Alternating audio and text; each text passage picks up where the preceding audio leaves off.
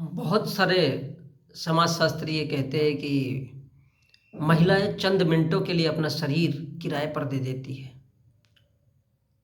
सोचने लायक बात है कि आखिर एक समाजशास्त्री जो इसी समाज से, उसका धर्म कोई भी हो, हिंदू हो, मुसलमान हो, सिख हो, ईसाई हो, धर्म कोई भी होने दो, वो आखिर महिलाओं पर इतनी बड़ी टिप्पणी क्यों करता है कि महिला वर्ग एक ऐसा वर्ग है जो चंद मिनटों के लिए अपना शरीर बेच देती है। वो क्यों बोल सकता है ऐसा? उसी समाज से ये बात कहने वाला समाजशास्त्री भी तो आता है।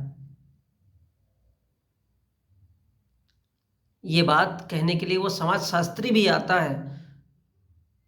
कहीं ना कहीं पुरुष ही तो इसके पीछे है। क्या सिर्फ ऐसा इसलिए होता है कि उन महिलाओं को खरीद लिया जाता है क्योंकि वो महिलाएं अपना जो शरीर बेच देती है? तो वो कौन से लोग हैं जो उसके शरीर को खरीद लेते हैं?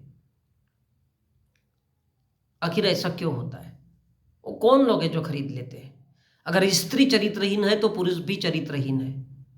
पुरुष कहाँ दूध का धुला हुआ होता है? अगर पुरुष चरित्रहीन है तो उसके साथ रहने वाली वो स्त्री भी चरित्रहीन है। लेकिन हम किसी एक तरफ ही ये कहे कि केवल महिला चंद मिनटों के लिए अपना शरीर बेच देती है, तो ये कहाँ तक है? आखिर इसका रीजन क्या है? इसका रीजन है भारत में पलने वाली गरीबी। चंद मिनटों के लिए बेच देती है, जिनमें से एग्जाम्पल है भारत के वेश्यालय। और वो समाजशास्त्री लिखते हैं जो एक सभ्य समाज से आते हैं, जो समाज का स्टडी करते हैं कि किधर गलत है, क्या है। भारत में गरीबी, हम देखते हैं कि भारत की जो संपत्ति है वो 90% केवल भारत के 15% लोगों के पास है। अब ये 15% कौन है? तो ये किसी से छुपा नहीं है कि भारत के ब्राह्मण हैं, भारत के वैश्य यानी व्यापारी है, और भारत के जो ठाकुर है उन लोगों के पास है। क्योंकि उन लोगों ने इस देश की मूल जनता से हड़प किए कर लिया, अपने विचार देकर, दुनिया भरे के आडंबर, ढोंग, अंधविश्वास, पाखंड फैलाकर उनको अपने कब्जे में कर लिया। और उनकी सारी संपत्ति, जमीन से लेकर के हर एक चीज उनके पास है।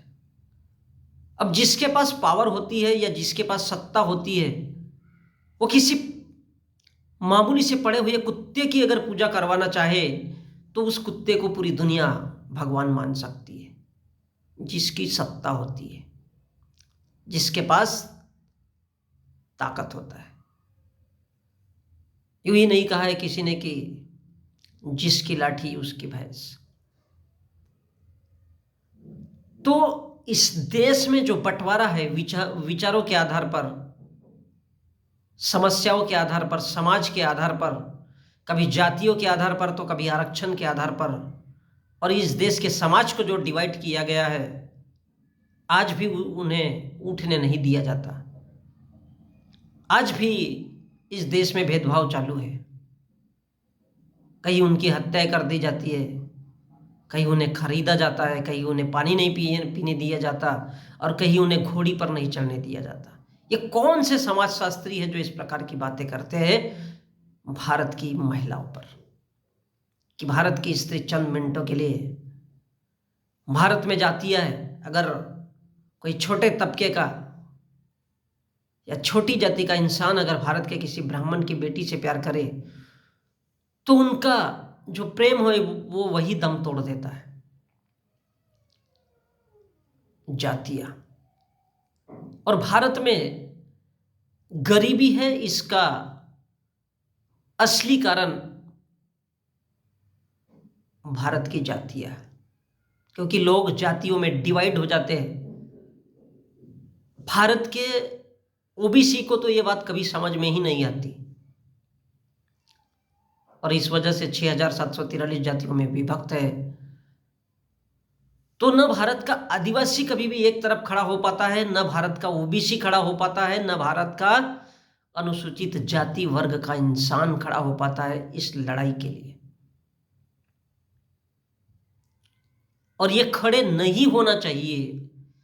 इसलिए भारत में हिंदू और मुस्लिम का जो लफड़ा बताया जाता है और जगाया जाता है बार बार इस देश में, वो उसका मुख्य रीजन है, ताकि लोग इस बात को ना समझें। और हिंदू बनने से भारत का लड़का हो या लड़की, वो भी विभक्त हो जाता है, और विभक्त होकर के वो इंसान है या फिर किसी कुत्ते बिल्ली की औलाद, इसके लिए ही वो सारा जीवन लड़ते रहता है, और उसको समझ में नहीं आता कि हमारी अपनी लाइफ क्या चीज है।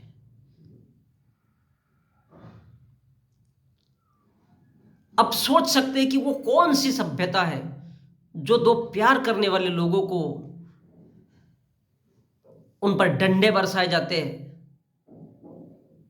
फिर उनको हिंदू बनने के लिए कहा जाता है, और जब वो हिंदू बन जाए तो उन्हें कहा जाता है, उनके दिलों दिमाग में ये ठूसा जाता है रो धो करके, इस देश के साधु संत, इस देश का शासन, इस देश का प्रशासन और इस देश के कोर्ट कचहरी सारे के सारे लग जाते हैं सिर्फ ये साबित करने के लिए कि माँ बाप से बड़ी कोई धन दौलत नहीं है। अगर आप शिक्षित हो तो आपको माँ बाप की बातें पूरी तरह से सुनने की आवश्यकता नहीं है, क्योंकि हो सकता है आपके माँ बाप भी आपको गलत रास्ते पर लेके जा सकते हैं। और इसलिए भारत में प्यार दम तोड़ देता है, क्योंकि भारत में गरीबी इतनी ज्यादा है कि किसी भी वर्ग के इंसान के दिलो दिमाग में ये बात नहीं आती, और जिनके दिमाग में ये बात आती है कि गरीब और गरीब बना रहना चाहिए, इसलिए वो हिंदू मुसलमान के झगड़े लड़ाने में माहिर है। अब जो जानवरीय सभ्यता है हमारी, हम इंसान है या जानवर, इसके बीच में आज तक फर्क नहीं। हम देखते हैं कि 1950 से जब से भारत में संविधान लागू हुआ है, और तब से हम लोग केवल कुत्ते बिल्लियों की तरह जो लड़ रहे हैं आपस में कि वो हिंदू है, ये मुसलमान है, ये हिंदू है, ये मुसलमान है, वो दलित है, वो सिख है, वो ईसाई है। ये क्या है? एक इंसान का दूसरे इंसान से नफरत। हमको दिखता नहीं है ये, लेकिन बिल्कुल अग्नि की तरह भारत के ब्राह्मणों ने जिस प्रकार से शास्त्र और वेद पुराण लिखे हैं, उपनिषद लिखे हैं, ये ठीक वही सिस्टम है जो भारत के लोगों को पूरी तरह से जला के रख देता है, उनमें आपस में नफरत में बांट देता है। और जब भारत में गरीबी होगी, लोग खाने के लिए तरसते हैं, पेट भरने के लिए तरसते हैं, खाना बदोश अवस्था में आज भी जी रहे, तो फिर क्यों न वो महिलाएं अपना शरीर बेचेगी? क्योंकि भूख से बड़ा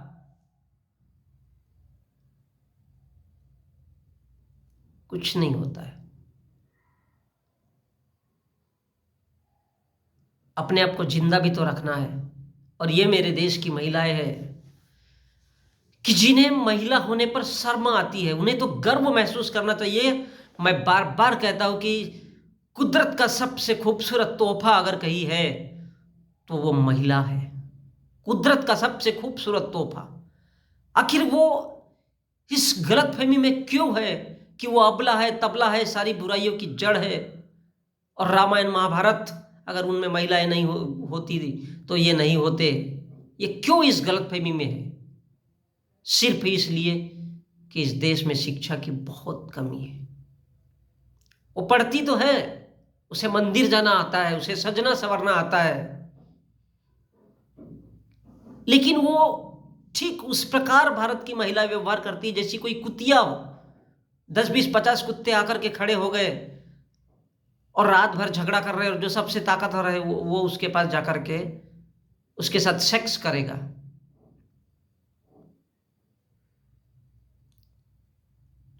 तो उन जानवरों में और हम इंसानों में क्या फर्क रह गया? और ये भारत की महिला है, इस देश के बड़े बड़े पदों पर बैठी हुई है, लेकिन इस बात का होश नहीं है उनको, और वो भारत की महिलाओं के लिए कभी नहीं लड़ना चाहती, और इसलिए नहीं लड़ना चाहती है क्योंकि पहले ही उनको हिंदू और मुस्लिम में लड़ाया जाता है, मंदिर और मस्जिद में लड़ाया जाता है, और उनको जो उनके अंदर की मूल भावनाएं हैं कि वो स्त्री है, वो पुरुष है, इन भावनाओं को सामने न आने देने के लिए मंदिर, मस्जिद, धर्म, भगवान, जाति, आरक्षण, इसमें सिर्फ और सिर्फ लड़ाया जाता है।